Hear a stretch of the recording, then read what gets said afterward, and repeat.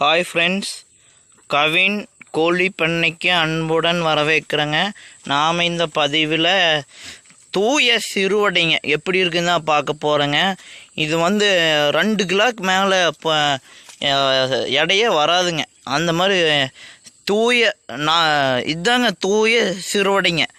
இங்கே பாருங்க, நாலுமே வெள்ளையே கலர். இங்கே பாருங்க, செம்மியுமே இது வெள்ளை கலரில் மட்டும்தான் கிடைக்குங்க. வேறு கலரில் இது வரவே வராதுங்க. இது நாலுமே விடைங்க மேய்ஞ்சிட்டு இருக்குது பாருங்க, அரிசி பொறுக்கிட்டு இருக்குதுங்க. இது கிடைக்கிறது ரேருங்க, கொஞ்சம் கிடைக்கிறது ரேரு தாங்க.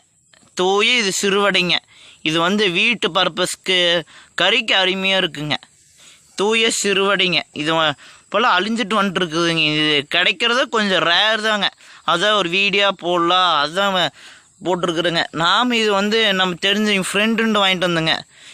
சொல்லி வச்சு தூய சிறுவடைங்க, சுத்தமான தூய சிறுவடை தாங்க இதுங்க. இது இப்போ மேய்ஞ்சிட்டு வந்துடுச்சுங்க. இப்போ அரிசி பொறுக்கிட்டு இருக்குது பாருங்க, நம்ம போட்டிருக்கோங்க அரிசிங்க, பொறுக்கிட்டு இருக்குதுங்க அரிசிங்க. இது தூய சிறுவடைங்க.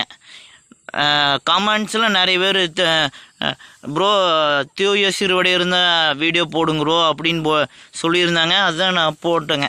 தூய சிறுவடைங்க இது நம்ம ஒரிஜினலாக தூய சிறுவடைங்குதுங்க.